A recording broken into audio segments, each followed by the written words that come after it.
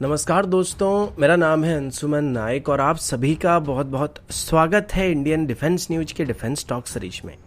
जहां पर हम रोज नए नए डिफेंस अपडेट्स के बारे में बात करते हैं। तो चलिए देर न करते हुए आज की वीडियो शुरू करते हैं।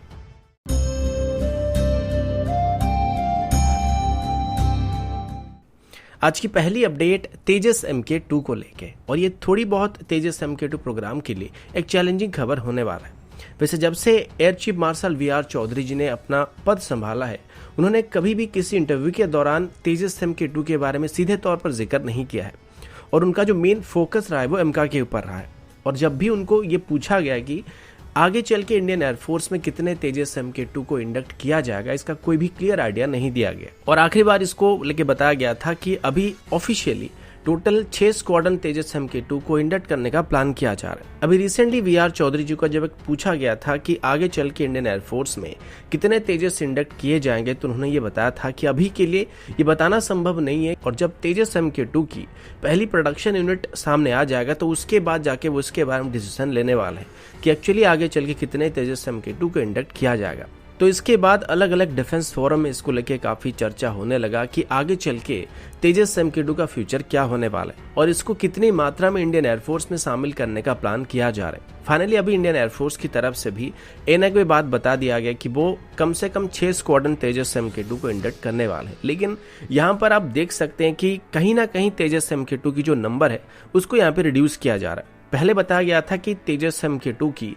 200 यूनिट को इंडियन एयरफोर्स में इंडक्ट किया जाएगा। फिर बताया गया कि अभी 170 तेजस MK2 को इंडक्ट किया जाएगा, और अभी बताया जा रहा है कि ऑफिशियली 6 स्क्वाड्रन तेजस MK2 को इंडियन एयरफोर्स में शामिल किया जाएगा। अभी अगर एक एवरेज के तौर पर देखें तो इंडियन एयरफोर्स में हर एक स्क्वाड्रन में 18 से 20 जेट होते हैं। तो उस हिसाब से अगर तेजस MK2 की स्क्वाड्रन में 18 जेट को रखा जाता है तो टोटल 108 तेजस MK2 को इंडियन एयरफोर्स में शामिल किया जाएगा, और अगर 20 जेट को एक स्क्वाड्रन में शामिल किया गया तो टोटल 120 तेजस MK2 को फ्यूचर में इंडक्ट किया जा सकता है। तो यहाँ पर कहीं ना कहीं तेजस MK2 की जो पहले की ऑर्डर थी उसकी यूनिट को कम करने का फैसला किया जा रहा है। हो सकता है इसकी जगह पर आगे चल के एमका को इंडक्ट किया जा सकता है।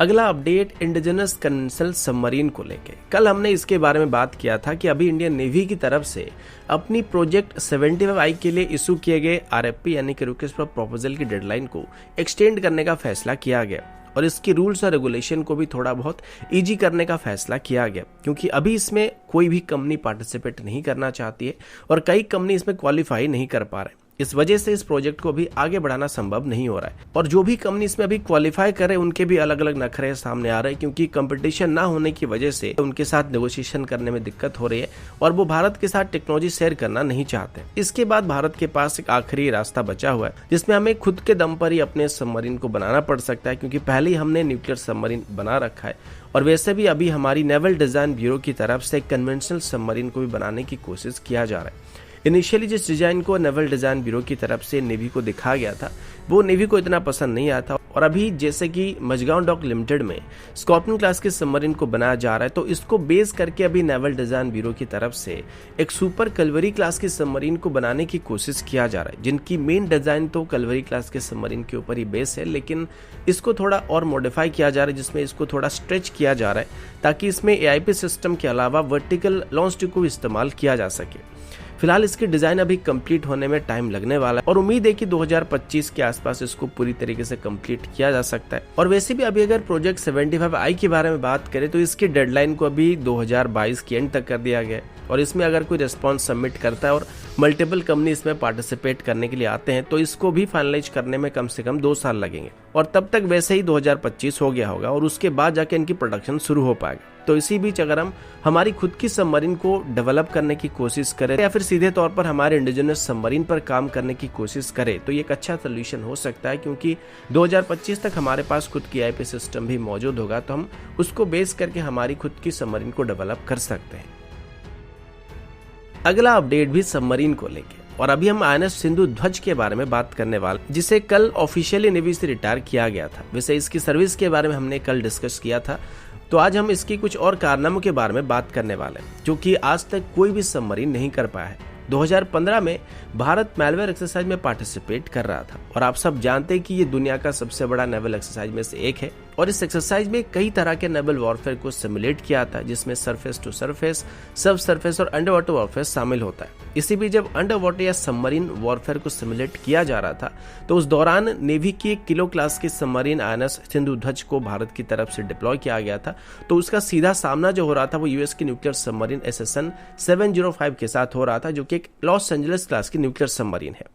अब यहाँ पर न्यूक्लियर सबमरीन के पास हर मामले में एडवांटेजेस था, क्योंकि ये बहुत ही लंबे समय तक पानी के अंदर रह सकता है, जो कि INS सिंधुध्वज नहीं कर सकता है। और इसमें AIP सिस्टम ना होने की वजह से ज्यादा समय तक भी पानी के अंदर नहीं रह पाएगा और उस हिसाब से यूएस की न्यूक्लियर सबमरीन के लिए इजी टारगेट बन जाएगा। लेकिन INS सिंधुध्वज में हाल ही में कुछ मॉडिफिकेशन किए गए थे और इसमें मिड लाइफ रिफिट के दौरान इसमें एक मेड इन इंडिया सोनार को इंस्टॉल किया गया था, जिसकी परफॉर्मेंस को पहले कभी भी रियल वर्ल्ड एंगेजमेंट के दौरान चेक नहीं किया गया था। पर इस दौरान मेड इन इंडिया सोनार ने यूएस की न्यूक्लियर सबमरीन को भी डिटेक्ट कर लिया था और इसके बाद INS सिंधुध्वज की तरफ से सिमुलेटेड टॉर्पेडो को फायर किया गया था, जिसके बाद यूएस की तरफ से कंफर्म किया गया था कि सिमुलेटेड वॉरफेयर में इंडियन सबमरीन ने उनकी न्यूक्लियर सबमरीन को मार गिरा है। इस दौरान सबसे बड़ी बात यह थी कि INS सिंधुध्वज ने न सिर्फ यूएस की न्यूक्लियर सबमरीन को डिटेक्ट किया था, बल्कि टॉर्पेडो फायरिंग रेंज में जाके उस पर मल्टीपल टॉर्पेडो को लॉन्च किया था। लेकिन इसके बावजूद भी यूएस की सबमरीन इसे डिटेक्ट नहीं कर पाए थे और रेंज और एंडोरेंस के मामले में न्यूक्लियर सबमरीन के मुकाबले काफी ज्यादा इंफीरियर होने के बावजूद भी